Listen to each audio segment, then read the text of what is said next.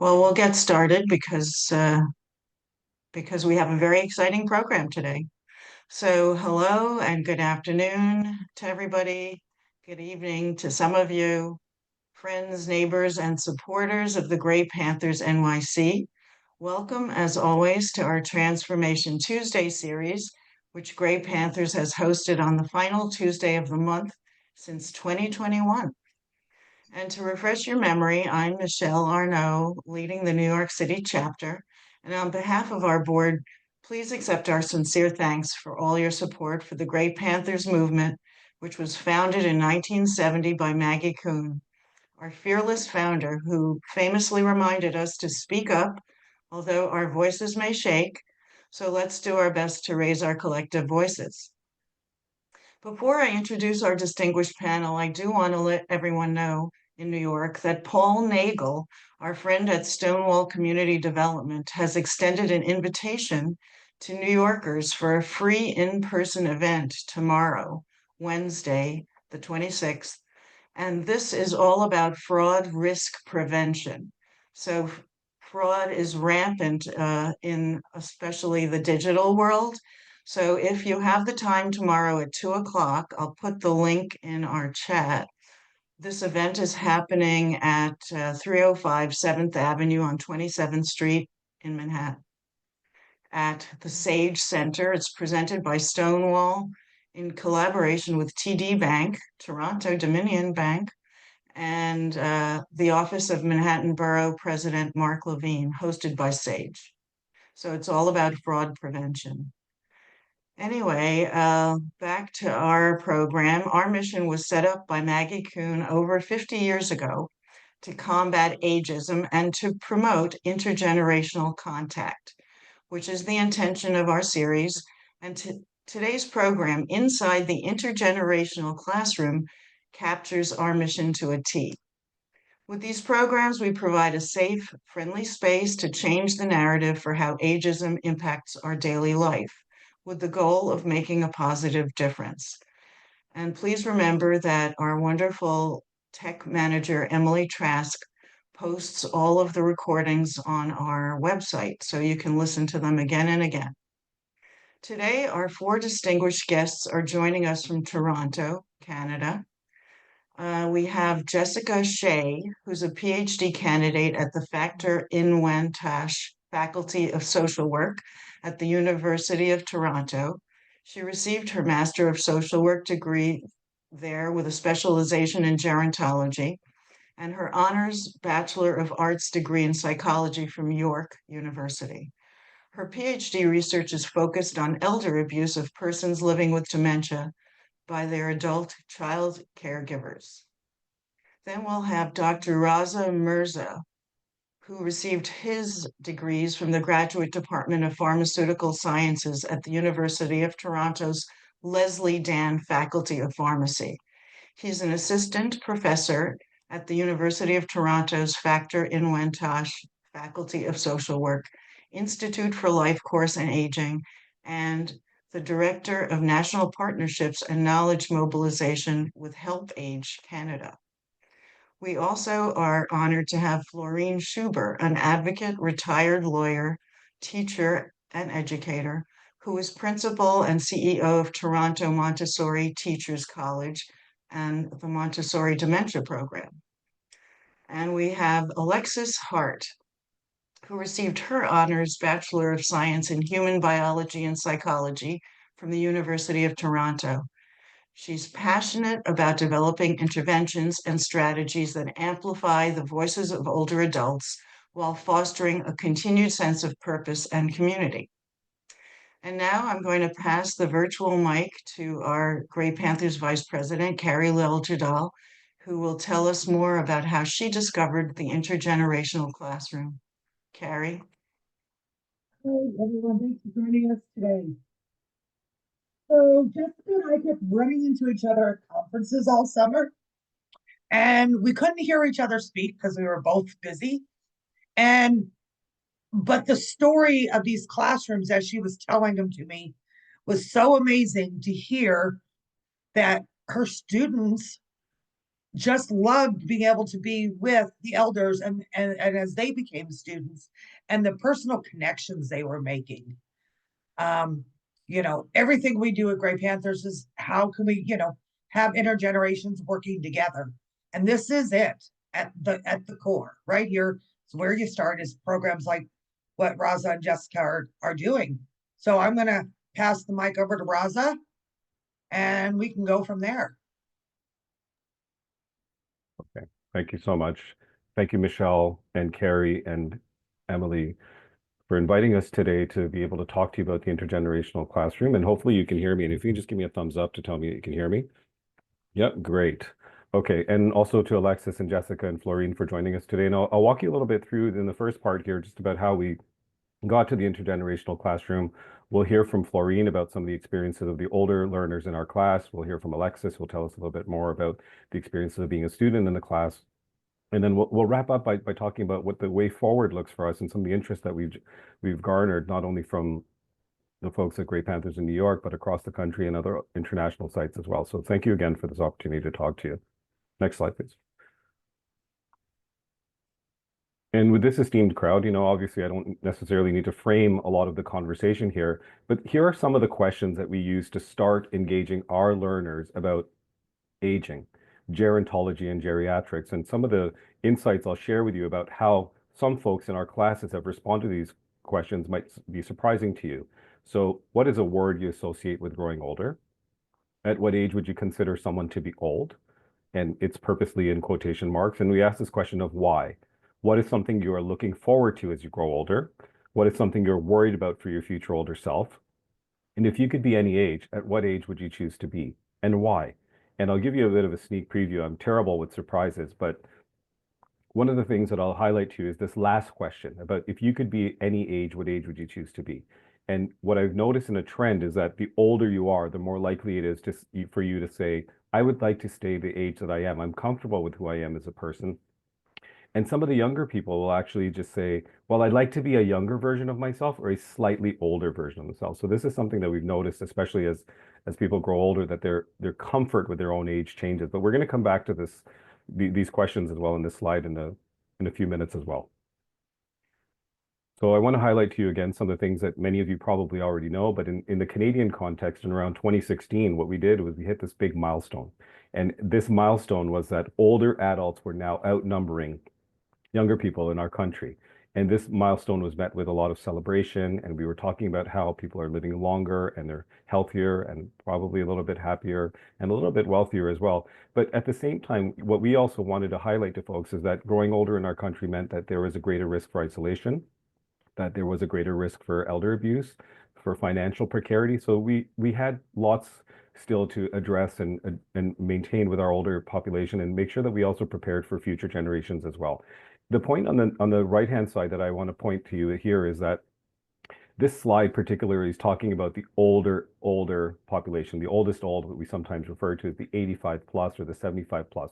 And this number is going to double. And most of this population wants to remain engaged in their community. And I'm not sure that we're prepared for that population. But more importantly, what I want to highlight to you is that the title of this particular presentation here was Uncharted Territory. And I found that to be problematic because, well, I took gerontology courses about 25 years ago, and we were talking about these specific issues here. And I'm not sure it's uncharted territory. It's just that we haven't necessarily focused on the issues tied to growing older in an aging population. Next slide, please. And what I'm saying also is really resonating in the headlines that we see in our newspapers. And this is the type of thing that makes the headlines here. Ageism in the workplace continues to persist. A prescription to ward off cognitive decline without medication is engagement with others. Hundreds of thousands of nursing home residents don't need to be there because, well, the underlying story of this is that we're not meeting their social and emotional needs.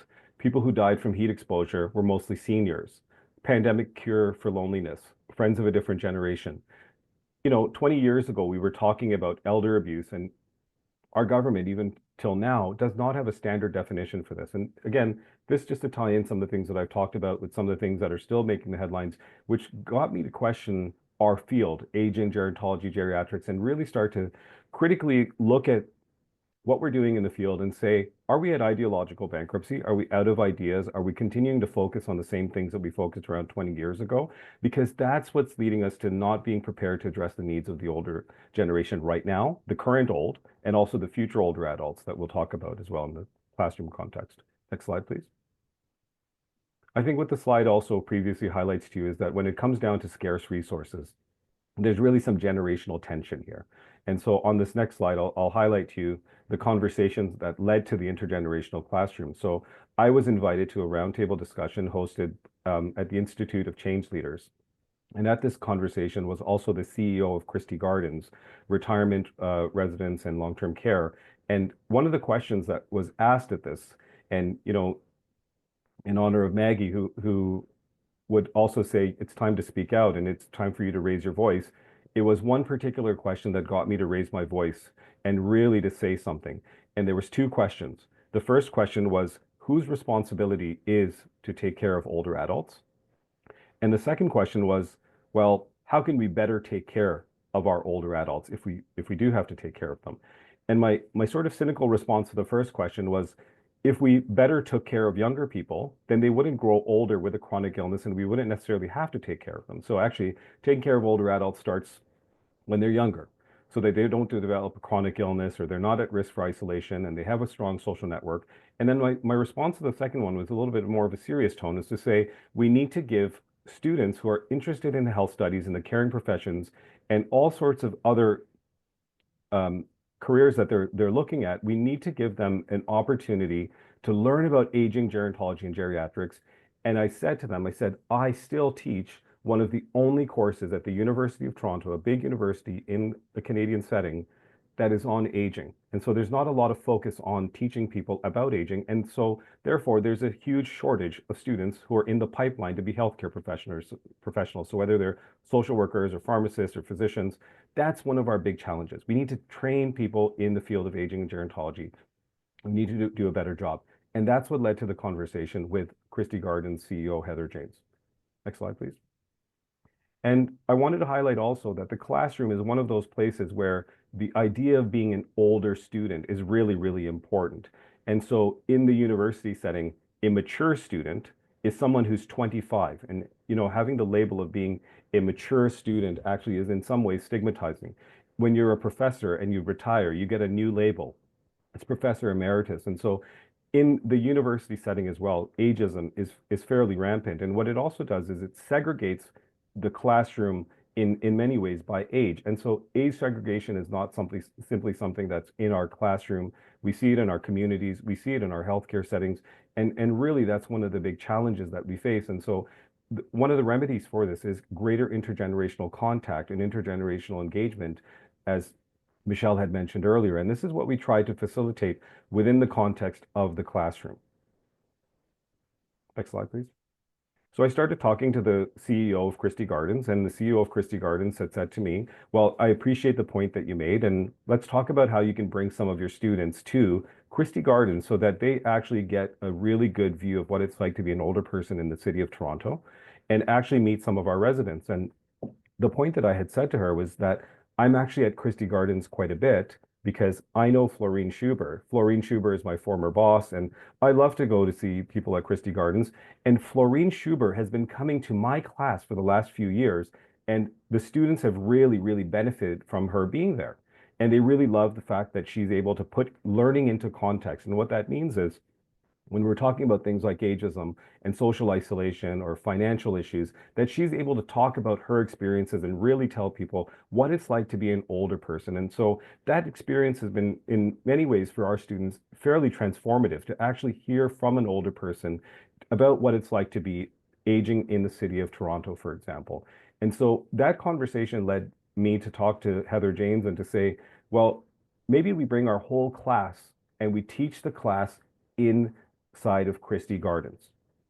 On one condition, though, we would like to enroll 25 of the residents, 25 of the 400 residents from Christie Gardens to be actually students in our class. So they would access all of the course materials, they would be registered as students, and we would teach the class with our undergraduate learners with the older residents from Christie Gardens. And that's where the idea started to really develop here. We're going to bring younger people, and many of the undergraduate students are now in their 50s and 60s as well. So there is age sort of distribution within our undergraduate classes as well, and I'm happy to talk about that later as well.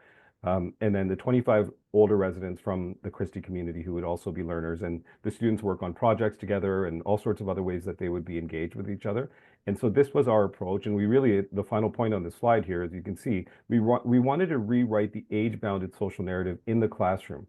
So no one would really worry about the fact that they're the oldest person in the class. They would actually see that being the oldest person in the class is a real benefit to everyone who's in there with you. And so that was the call to action. We also, in some ways, encouraged our students to really think about taking this class. I will tell you that it's still very difficult for us to enroll and recruit students in the field of aging. Our class hovers between 18 and 32 students who are taking this class. And what we said to them is like, well, if you're simply here to learn about aging and health, you might be wasting your time. You can learn about all these things that we're going to talk about on your own, online, and in books. But really, if you think about the fact that your future self and the people that you care about is really bound with all of the things that we're talking about, and you want to have a really transformative experience. And it's something that I'll say throughout this presentation. I encourage you to take this class. And I can tell you that in most university classrooms, we never discourage students from taking a class, but we really wanted to be intentional about the people that we were enrolling in this class. Next slide, please. And here's, again, those questions that we would ask those students on the first day of class. And I'll give you an example of what those responses look like on the next slide. So the baseline of what we're working with sometimes is, what's a word that you associate with old? Death. At what age do you think somebody is an older person? 60 to 65. And what are some of the things that you associate, or why do you think someone's older? Because they have wrinkles, their health is deteriorated, they've lived most of their life. What are some words that you associate with an older person? Wisdom, knowledge, something that you're worried about, illnesses, loss of loved ones. These are the baseline ways that people are thinking about it. And what I want to highlight to you from this word cloud is that there's a fairly negative viewpoint of aging and older people in general that we have to untangle in 24 hours. And what that means is that's 12 hours of class time times 2 hours. So I literally have 24 hours to get them to change their mind about aging and maybe pursue a career in aging, or at least to think about it in a different way. Next slide, please. And so here's a bit more about the structure. So 25 older residents from Christie Gardens, 25 of our learners from the University of Toronto of all ages between 19 and some of them were in their mid-50s as well when they had enrolled at the time, and definitely in their early 30s as well. The class was held on Fridays. The first hour was dedicated to informal networking and learner engagement. So it was really just a 2-hour class, but we had an hour that was dedicated just to facilitating intergenerational engagement and generational engagement as well, and then a 2-hour lecture. And here's some of the things that we covered in the class: theories of aging, ageism, chronic illness, aging and disability. We had a caregiver panel. We talked about end of life. So we literally walked through maybe like a life course perspective framework and told the story of aging over the course of 12 weeks. Next slide, please. One of the things that we also introduced as part of this networking hour and this facilitated engagement was the age card. And, it's a little bit of a play on words. We're going to play the age card. And essentially what it was an intergenerational conversation card that we gave an older person and a younger person. And it would have topics that would be covered in the classroom in the context of whatever was being learned about. So for example, social isolation. We would give a prompt that would say something like, technology is leading to greater social isolation amongst people of all ages. And the U of T learner and the Christie learner would have a discussion around this topic, make some notes about it, and it would provide them, again, a little bit of an overview of the things that we were talking in class about in the lecture right after, but also it would give them something that would prompt their conversation. And this was something that was really important and key here as well, and an important component of our class. Next slide, please. And I just want to quickly say thank you to a bunch of people here. So it's Chris Klinger, who's my colleague and partner who helps to teach this class as well. It's Jessica Shea, who's also been an important partner in our class as well, and really been part of this from the beginning. Next slide, please. And all the folks at Christie Gardens, and Florine, of course, really has been a champion for this class. Next slide. And all of these faces here at the University of Toronto, and if you did a quick count, there's about 15 people on these last 3 slides. And the reason I think it's important for me to highlight this for you is that this is a bureaucratic nightmare to be able to change the class from being on campus at the University of Toronto and saying, I would like to take my 25 students and move them completely off campus into this environment where there might be COVID risk, you might have to have vulnerable sector screening, et cetera. And what I wanted to tell you is that not a single person on any of these slides said no. They said, this is a wonderful idea and let's try to make it happen. And I'm really, really appreciative of that. So thank you for everyone's support. Next slide, please. And here we were on the first day of class. 25 older residents from Christie Gardens, 25 younger people from the University of Toronto, some media folks, a documentary film crew, and a number of people who are saying a very similar thing. I'm skeptical that this isn't going to work. And what are your outcomes for success in this classroom? And I said to many of the people who presented with skepticism, I agree with you. I too am not sure this is going to work in the ways that we've imagined, but we have to give it a shot and let's see what happens. And so this was our first day. And what I want to point out to you is a couple of things here. Many of the University of Toronto learners are sitting together. Many of the older residents are sitting together.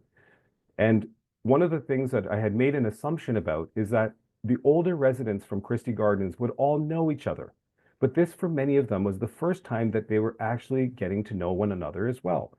And when I had said that out loud, they said, well, there's 400 people who live here. How could we possibly know all of the people who live on this residence? And so it was an eye-opening experience for me. And I'll highlight to you that there's an arrow right in the middle, and there's Alexis Hart, one of the students who was in our class, and the person that I'll hand it off to next will tell you a little bit about her own experiences as well. All right. Hi, everyone. So as mentioned earlier, my name is Alexis, and this is actually a photo of me in the first day of class in the first intergenerational classroom about 2 years ago.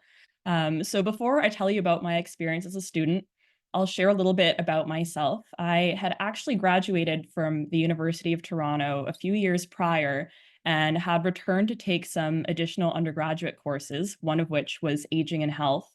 And I was 23 years old at the time. And looking back, I remember worrying about being the oldest student in many of my classes, as we often think of a university student not being much older than 21. But it's very safe to say that that fear dissipated immediately when I walked in on that first day. I wasn't too sure what to expect. This was my first time taking a course off campus, and it's as someone who had graduated during COVID-19 when many of my courses had pivoted online, I had really missed out on some of those experiential learning opportunities. But as nervous as I was, I knew that I wanted to immerse myself in a new environment and really connect with my peers. And at the time, I knew that I wanted to pursue a career in healthcare, but I had never taken a course on aging.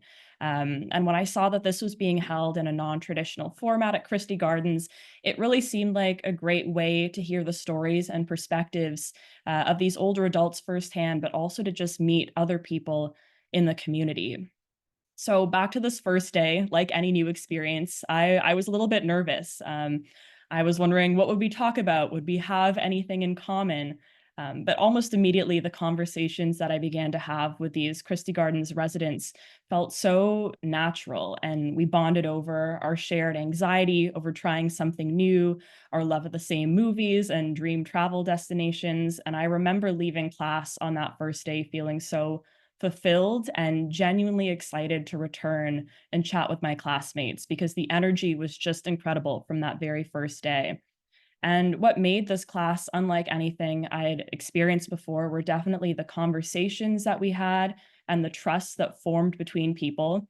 I would look around the room in the morning and I wouldn't see a single person who wasn't talking to their neighbor. And it wasn't just about the lecture material, but also about how each of our experiences had really defined who we were as people, especially within the context of aging. And as Dr. Mirza had mentioned earlier, each week the class would begin with these discussion prompts known as age cards, which were fantastic icebreakers, especially as we were all sort of getting to know each other in those early days. And it was during this time that I had some incredibly moving conversations and shared perspectives with older adults about topics ranging from feeling invisible in the community to even the rise in substance abuse during the pandemic. And I remember I had one particularly impactful conversation with an older learner who told me about her life in Poland during World War II and how she was navigating her own trauma and helping her parents through theirs, and how she had struggled seeking mental health support due to stigma at the time. And she told me how happy she was to see the progress that we had made, but wish that she had had a similar opportunity when she was my age. And it was conversations like that which made the course so impactful. Like, these aren't the kind of experiences you can have in a traditional classroom setting. And more than anything, the undergrads and the older adult learners really felt like equals in the course. We both felt heard and emboldened to share our opinions and also learn from each other. And as a result, we really became aware of how everyone's experience with aging is so vastly different. Next slide, please. Oh, yes. So as Dr. Mirza mentioned very briefly earlier, we did have some media interest. So we had some reporters join us on our first day. We just have a quick little clip that we wanted to share with everyone. I hope the sound works as well. Yeah.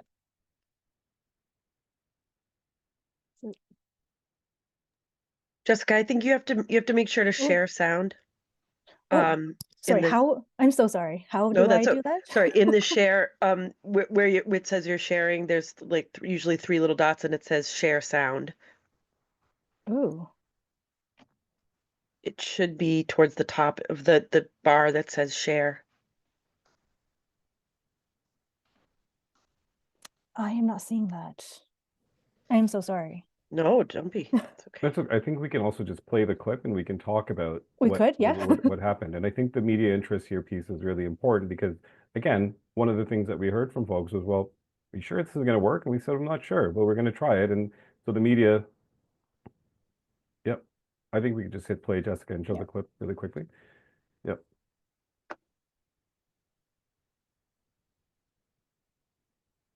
Yep, and this is me just basically telling them that it's actually very hard to get people of different generations to engage with one another. And so part of this is building a bit more generational solidarity to facilitate intergenerational contact and using the classroom as one of those platforms for us to be able to do that.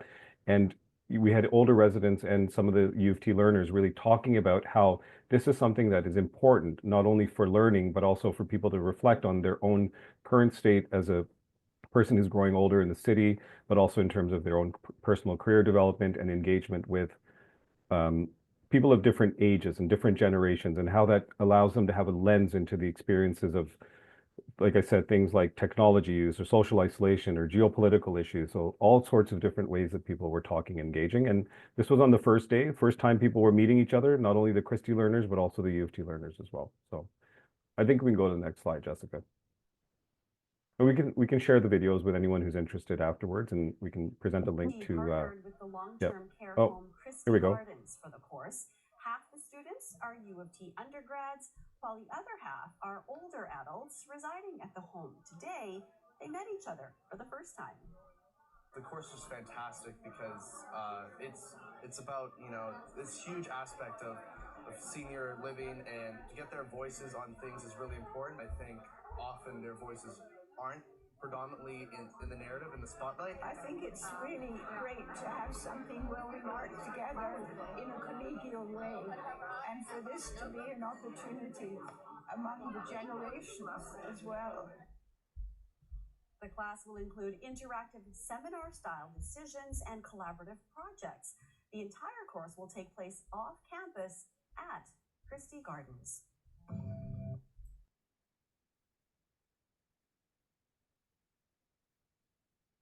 Oh, my apologies for that. All right. Well, continuing from that first day, the midpoint of the semester was definitely a huge turning point for the class. as we had all really gotten to know each other quite well by that point. Friendships were beginning to form, and everyone was now comfortable sitting together. And as you can see on the left, we actually had a Halloween celebration. And as trivial as it might sound, everyone's enthusiasm about wearing a costume and really getting into the spirit of things is a direct reflection of the enthusiasm that every learner brought to class each week. And by the midpoint of the semester is also when we had begun our intergenerational interview assignments, where Jessica had done an incredible job pairing people up. And for this assignment, the undergrads actually interviewed their older peers about a topic of interest related to aging. And I think for many of us, this felt less like an interview and more like a conversation between friends. And I know many students went on to talk for hours. And I had been paired with two learners, George and Susanna. And I think there's a clip of George playing the guitar coming up later on in the presentation. But they happened to be one of the oldest and one of the youngest residents at Christie Gardens. And I also found out that they were some of the most engaged residents as well. George played the guitar and performed for people living in long-term care. And Susanna was heavily involved in coordinating a variety of clubs and initiatives across the community. And our more than an hour-long conversation pivoted to aging successfully, and both emphasized the importance of staying engaged and finding and maintaining a purpose and helping others do the same. And this really began to shape my perspectives on the opportunities and excitement that come with aging. And I remember Susanna said something very impactful to me. She said, "You will graduate from university, but do not graduate from life." Really emphasizing that learning and engagement shouldn't end at 25, and there will be so many opportunities throughout your lifetime to step outside of your comfort zone and learn and mentor, which is something that we had both done when we enrolled in the intergenerational classroom. So on that same day, Susanna invited me to join her at a Dancing with Parkinson's class, which she had been coordinating at Christie Gardens for many years. And it's a weekly opportunity for people living with Parkinson's and their caregivers and older adults to exercise and build community and move to music. And during that first class, I was in awe of the energy and positivity and inclusivity in the room. And Susanna invited me to join the class again after the semester had ended.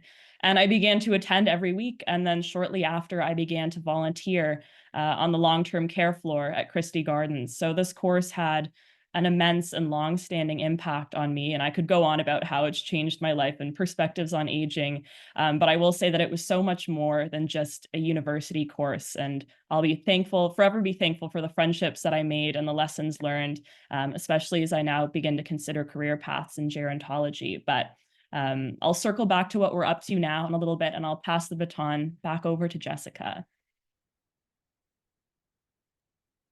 Yeah, so speaking from the perspective of the teaching team, we enjoyed this class so much. We looked forward to this each week, but we also really wanted to know what the students and older learners thought about the class, what worked well, if there was anything that could be improved, just general feedback. So after the classes had concluded, we were able to obtain feedback through post surveys and by conducting focus groups. And we're going to share some of that here. And so you can see here on this slide that we asked the older adult learners if they felt more knowledgeable about certain topics. And so you've already heard that we had a lot of fun in this class. We had a Halloween party. We had friends and family and guests joining us in the classes. There were friendships being formed, but there was still a lot of learning going on. And we can see here that some of the topics that really made an impact include ageism, cognition, end of life, and finances. And I think we have Florine here as well with us, who is a great advocate and always does a great job at drawing attention to the impact that ageism can have. And she was able to share perspectives of being in the class as one of the older learners. So Florine, I don't know if you want to jump in here and share some of your experiences from the class.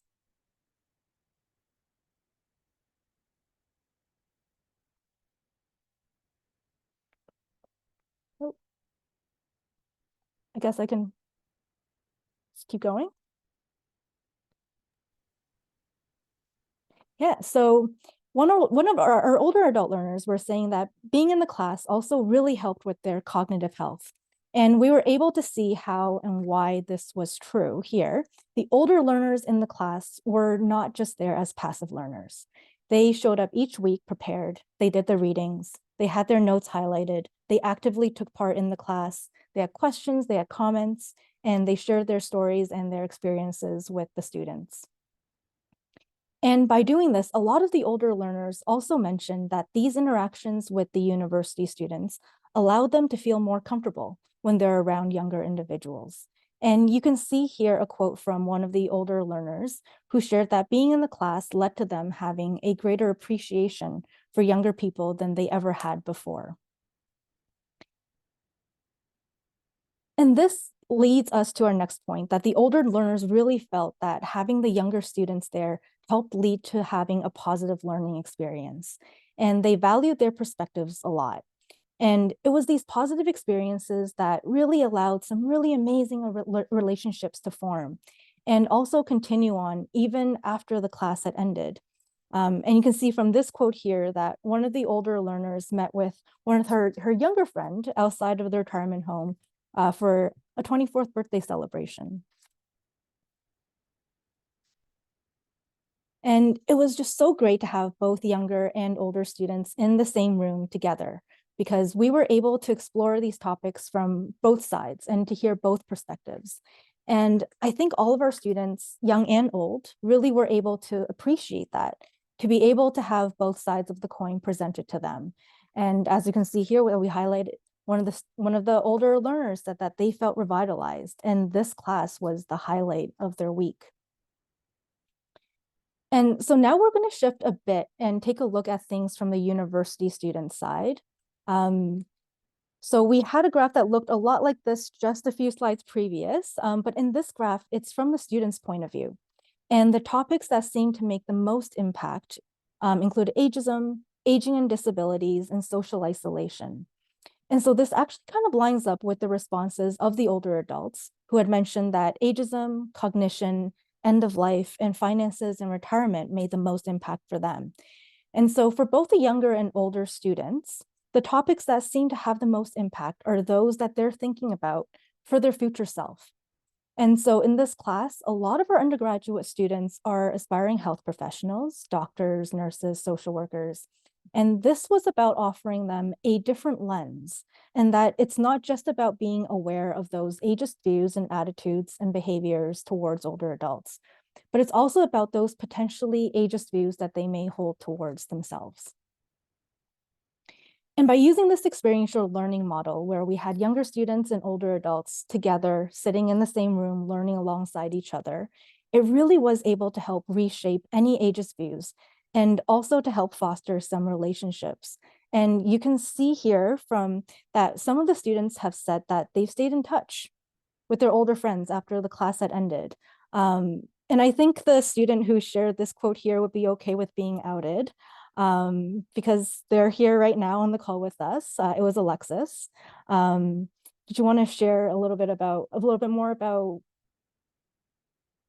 your relationships with Susanna and George? And Yeah, absolutely. I mean, as I mentioned earlier, I'm still volunteering at Christie Gardens, and this was all thanks to Susanna, who had been my interview partner for the intergenerational interview. I'm actually seeing her for coffee on Wednesdays, so more than a year later, we're still in touch. But I think our relationship is reflected across many of the other students who were in the class and the long-standing friendships that they've formed.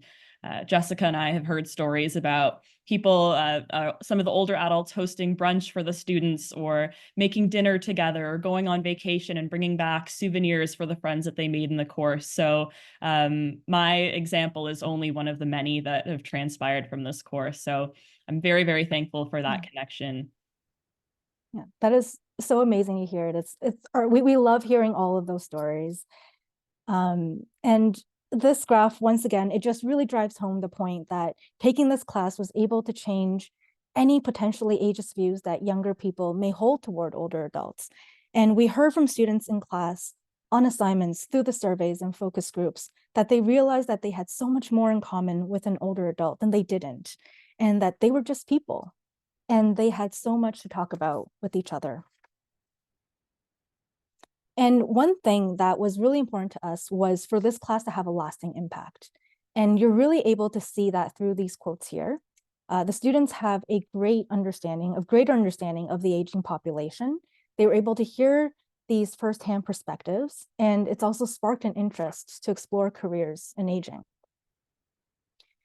And as much as we love hearing about how great the class is, there were also a few aspects of the course that we may need to reconsider before we offer this class again. And the older adults were given access to the university's course website and all our course materials, but even I'll admit that it may not be the most user-friendly. So finding a way to offer some tech support potentially to older adults before the class starts. There were also some geopolitical events occurring at the time of our class. This was not something in our control, but regardless, creating a space and a safe environment where learners can talk about it and how they may be feeling. And one thing that we were very worried about was that we came in to teach this course, 12 weeks, create these bonds and relationships, and then we just leave. And so it was a worry of ours, especially if any of our learners had formed close bonds and relationships during class and were unable to have that continue on. So that is something that we do still need to put some more thought into. But overall, I think we can say that we had a very successful intergenerational classroom. And going through our feedback and surveys and focus groups, we've noticed that the outcomes of program success are mainly across 4 domains, which include the forming of meaningful friendships and bonds, changing perceptions of aging and reducing ageist attitudes, having a greater sense of purpose, and finally, that lasting impact for the learners themselves and for the greater community. And the one at the bottom here, this is personally my favorite thing to see. 100% of learners said that they would recommend this course to someone else. And so because of this intergenerational format and experiential learning model, this course did generate a lot of media interest, and we had a lot of reporters join us on their first day of class, and they continued to reach out to us throughout the year to ask how the class was going. So we invited them to join us on the last day to see for themselves and to see some of these organic relationships that had formed. And this right here is an article from the Toronto Star, where they highlighted 4 of these pairs or friendships between older adults and a student. And they wanted to share their stories and their experiences. And the best part is that there were tons of pairs that they could have chosen from, because there were so many of these friendships that had been created throughout the year. And you'll see here 2 photos from the last day of class. We had a lot of requests throughout the year of people wanting to join a class as guests. And unfortunately, due to the size of our classroom, we just could not accommodate all of these requests. So on the last day, we moved our class to the auditorium, which holds up to 100 people. And we had a lot of our community partners join us as our guests. We had students bring their friends, their parents, their grandparents, because they wanted to share this with them. And for us to see this impact that this class had was absolutely magical. And I think I'm going to pass it over to Reza now. Yeah, thank you so much for that, Jessica. And I have to tell you that, in the beginning, I was talking about this transformative experience. And I have to tell you that I took this class about 25 years ago, and every time I've been teaching it, it's also been transformative for me. But this particular class has been something that has really allowed me to learn as well, not only from our learners from U of T, but also from the Christie residents as well. And, here's a couple of the things that people had said to me. I've had lunch with some of the folks and, and I'm really excited by the fact that I was able to make new connections. People had been talking about how there was a noticeable void on their Fridays. And then I started to get letters in the mail. I started to get emails, and people would be texting me pictures of folks even after the class. So all we had done was lit a little spark in 24 hours in class time. And then people started to reach out to us and say, I'm still connected to my student. And I get strangely emotional when I talk about it because the residents from Christie Gardens are so invested in the learning of in the learning experiences of our U of T students, and also just in facilitating those conversations week by week and really enriching that environment. And it's such a great benefit for us to have all of those folks in our classroom. And then I'll show you this, even this year, I continue to receive mail from people, and sometimes they're thank you cards. They're saying thank you to people like Jessica and Alexis and to Chris for creating this platform for engagement that has this lasting impression and has really changed views on them. And so we've been really grateful for that. And our worry, like Jessica had said, was that we are going to go in, we're going to teach this class, and people who are at risk for isolation, people who are at risk for loneliness, we're going to just walk away. And what I can tell you is that that's not been the case. We've continued to engage with many of those residents. And between the offering of one class in one fall and the next fall, we continue to have a bit of a bridge there because we're really invested in the Christie community and that as well. One of the final things I'll say about this is that there's been people who've been reaching out and saying, well, why don't you bring the program to our home or to our setting? And that's actually what we've been focused on next, is to say, how do we take this sort of magic that we've created in this classroom and build it to other, bring it to other settings and contexts, because I think workplaces could really benefit from this. And what I mean by that is to say, wouldn't it be amazing if 25 retired CEOs would come back into a workplace and work with an executive team, or 25 retired nurses, or 25 retired physicians or pharmacists, or some healthcare professional would work with a younger cohort of learners, and to say, actually, this is the way we used to do it. And then maybe those retired CEOs would learn about digital marketing as well. And so we started to think about what this looks like going forward. Next slide, please.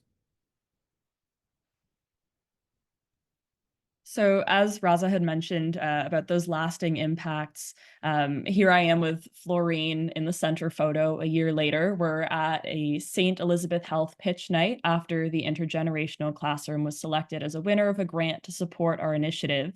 And this is one of the many grants we've applied for as we continue to move forward with the program. We recently concluded the second intergenerational classroom, which I returned to support as a practicum student. And I am so thrilled to have been involved in this program for 2 years now. And it was just as incredible as the first. As I mentioned earlier, we're still hearing stories about many of those friendships between the students and older adults, which is everything that the teaching team had hoped for this class. And next slide, please. So on that note, looking at some of the building blocks or the recipe for success for this intergenerational classroom. So through our survey results and focus group discussions with our learners, there were 4 key facilitators that emerged. So the first was the role of the teaching team in being able to deliver engaging lecture material, but also really facilitate those in-class discussions, especially when navigating difficult topics like end-of-life care. The next piece, which goes hand in hand with the teaching team, is the classroom environment. So this refers to not only the physical accessibility of the course or the space, but also to the atmosphere, which makes the learners and especially the older adults feel welcomed and empowered to share their stories and perspectives. And next, and most importantly, we have engaged learners and ensuring that the individuals in the class are actually motivated to be there, which we didn't have any trouble with. In our case, many of the older adults were interested in lifelong learning and were eager to connect with both their younger and older peers. And the younger students weren't there just to learn about aging, but also apply these teachings to their own lives and better understand the other older adults in their communities. And they were all there eager to ask questions and take initiative to connect. And finally, the classroom needs to have opportunities for discussion, whether this be assignments that facilitate connection and knowledge exchange, like the intergenerational interview, or chances for conversations to happen organically. Like Dr. Mirza mentioned, many of the older adult learners hadn't actually met other residents in the building. So we had set aside some time at the beginning of each class for networking and chatting, while they also ate breakfast snacks that were provided by Christie Gardens and really got to have those conversations. So time to form those friendships was also incredibly important. Next slide. And as Dr. Mirza mentioned, we're now looking to formalize and develop a scalable model that we're referring to as the intergenerational classroom in a box, which will be customizable to fit the needs of any retirement community or educational institution. And we're obviously, we started with Christie Gardens, but we're hoping to expand locally and perhaps even further. And this model will include all the components and support necessary for classroom implementation and content delivery. And like Dr. Mirza mentioned again, it's not just for courses on aging. This can be adapted to countless other contexts. So if you're interested in learning a little bit more or contacting us, please visit our website at www.intergenerationalclassroom.com. And I'll pass it back over. Yeah, and I think an important point that I should mention just about the classroom experience is that although we started the class officially at 10 o'clock, every week the students and the Christie learners would, the U of T students and Christie learners would arrive earlier and earlier and earlier. So whether I was there or Jessica was there, or Chris was there, or Alexis was there, people started to arrive at 9:15 and 9:30, and because they were actually meeting their friends and looking forward to it. And, you know, I thought about my own experience as a student, or even sometimes as an instructor or a teacher. You know, sometimes we're looking at the class and we're saying, oh, this too shall pass. You know, it's a couple hours of learning, et cetera. But people are actually really looking forward to this. And what I want to highlight in terms of the way forward is really about promoting age inclusive environments. And what that means is that no one is questioning whether they're too old or too young, and really building out a community feeling. And so the classroom as a community is a really important component of this. And I see one of the questions in the chat is really, can we do this in a virtual way? I think we can, but really building that sense of community and those strong bonds, I think in person is quite important for that. Really making known the presence and contributions of older adults in Canada, North America, and obviously across the globe. I think, again, this classroom context allowed us to amplify the voice of older adults and allow them to share their perspective with younger folks who again are going on into the caring professions, who are making policy decisions, but also engaging with older adults in our communities and in their workplaces and healthcare settings, and really challenging the singular and monolithic conception of what aging is. All of a sudden, our students were not thinking about age as being 65, or some of them saying things like 40 or 50. They were looking at the person outside of that number, the age that they had considered someone to be an older person, and really recognizing what Alexis had mentioned earlier, that the experience of aging is very unique to that individual, and we need to be able to really see that. And again, encouraging people to commit to social justice and advocacy. And that again connects to our hashtag. And our hashtag is going back to that point. If you remember earlier, I had said we were intentional in the people that we wanted in that classroom. And we're saying, if you think that your future is bound with ours going forward, we'd like you to join us.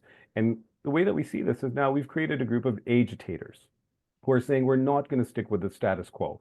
We're not going to settle for the fact that we don't have a definition for elder abuse, or that, you know, people are isolated and lonely or at risk for abuse. And so these were the types of things that we were trying to instill in many of the U of T learners, but also, again, reminding the older residents as well that they have a very important, valued voice. Next slide, please. And so now we will end our presentation the only way we know how to end presentations now, with a presentation by George, who was one of the older adults in our class. And before I hit play, I just want you to, as we're playing this video, I want you to think, how old do you think George is? And I'm hoping that the sound works this time. Oh, gee, it's hard to be humble when you're perfect in every way.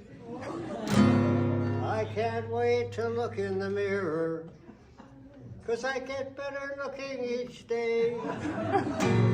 To know me is to love me. I must be a really great man. Oh, gee, it's hard to be humble, but I'm doing the best that I can. I used to have a girlfriend, but she just couldn't compete with all of those love-starved ladies who kept clamoring at my feet. Well, you may say that I am egotistical, but I don't even know what that means. It probably has something to do with the way that I fill out my skin-tight blue jeans. Oh, gee, it's hard to be humble. I'm doing my best that I can. I'm doing the best that I can. Hey, enjoy lunch. So for those who are kind of wondering how old George is 100 years old. Yeah. And with that, and with that, on behalf of my friends and colleagues, we would like to thank you so much for taking the time to join us today. All of our contact information is here, and please feel free to reach out and connect with us at any time. We would love to hear from you. Thank you again.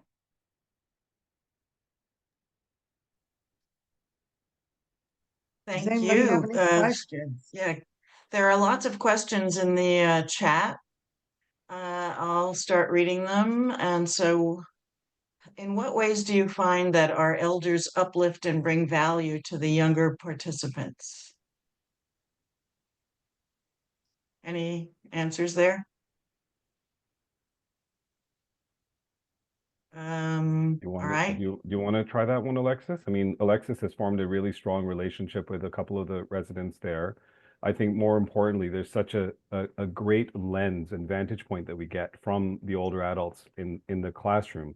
And the older adults get us to think about things in ways that we have not thought about. And I think really that's one of the great benefits here. And Florine is here, and Florine is one of those people that I constantly turn to for advice and to bounce ideas off of. And there was a specific point that Florine had made to me in a conversation that she had with her granddaughter that I think about quite a bit, is that with being an older person, and when I say the word older person, I use that intentionally because all of us in some way are older than someone else, and we don't necessarily focusing on the person being over the age of 65. Florine had said to me this, and I remember, Florine, I know you're online right now, so you can hear me saying this, and correct me if I got it wrong, but sometimes when you're a younger person and less experienced, you get focused on the weeds. You get really stuck on certain things, and you need someone to kind of pull you out of the weeds and get you to look at it from a bigger vision and really think about the vision and practicality and to help move things forward. And so that's been one of the benefits that I've had in my interactions with Florine. And I would say that many of the students also who were in this classroom benefited from that sort of mentorship from the older person who said, well, when I was your age, these are some of the things that I went through, and this is how I navigated life transitions and the end of undergraduate training and what to do with your career. And so that's been a real benefit. But I think just really having that voice of that older person and that experience has been very beneficial. But I'll leave it to Florine to add anything else. Hear me? Yeah, we can Yes. hear you, Florine. Okay, I couldn't get on before. I apologize, but I think that we have the kind of experience that you younger people simply can't have. You haven't lived long enough. We've been through almost every experience these young people are going through, and we can be extremely helpful to them. And you have been. And so thank you, Florine. Yeah. There's a question from Kenya. Yeah. James is asking, she said, what are the programmatic interventions on generational solidarity?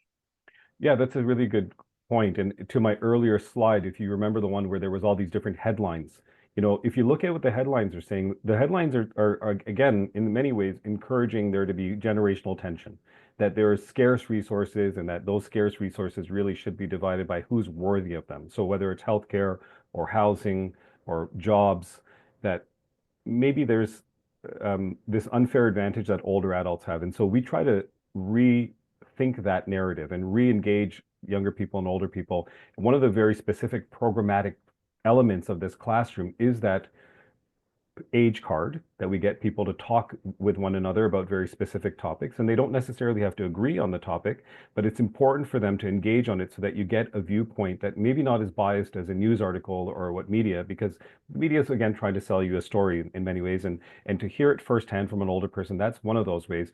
I think the other part here is about building solidarity through connection and contact. And building solidarity reminds people that there's more that they have in common than they have that is different about them. And so when people are able to look beyond that person's age, they forget that that person's an older person or a younger person and focus on the things that are really that they have in common. And then there's a question about high school. Have you thought about taking this model to high school students with a modified curriculum? Actually, it is something that we are now in the works for. And so we're recognizing that we need to start even earlier than the university student who hasn't thought about being a student in gerontology or aging and bringing it to high school students, and maybe not in this very structured 12-week way, but at least giving them some exposure to intergenerational learning and to an older person. And so I think that's really, really important. Yeah. Did the older adults comment on if this class had a different kind of pedagogy or power dynamic than other aging-related programming? The person is saying, especially aging classes, how to manage your mental health and old age, etc. You just have a different curriculum. And did you get a reaction on that? In terms of the power dynamics, I think the way that I can answer that is to say that we saw it as an opportunity for us to have not just one person teaching the course, but really to have about 50 different people taking turns on teaching the course, whether you're a younger person or you're an older person, that your perspective was valued, that you had an opportunity to share and to really engage with the material in your specific way. So in many ways, we changed the dynamic in the pedagogical approach to say there's not just one person who's the expert about aging. There's actually all of these folks who are valued and are going to be given a voice, and whether it's through the age card or whether through the intergenerational interview or in all of the other ways that we engage, we actually took turns having the lead in this. And so that again was part about building this community of learners who are moving things forward together. And there's a final question about diversity here. Yes. That none of your older participants belong to a minority population. So how do you plan to engage minorities? I think that's a very important consideration and something not only the Christie learners were really conscious of, but also we were conscious of. And I want to highlight to you that just because there's not a visible vulnerability that's present to you from the learners who you see in our pictures and you're seeing the folks around the screen, that there are different vulnerabilities and different ways that there's disadvantage that played out. And in hearing many of the stories, what we heard was that there is a lot of age diversity and a lot of ways that we could address equity in the classroom. People's experiences are completely different from the baseline starting to the point where they got to be an older person. What I will tell you is that to introduce additional diversity in the classroom, we had guest speakers coming in from low-income groups, talking about the experiences of being a newcomer, talking about the experiences of being an older woman who might be at risk for social isolation and who is a single person throughout their life. And so that is one of the ways that we introduce diversity in the classroom.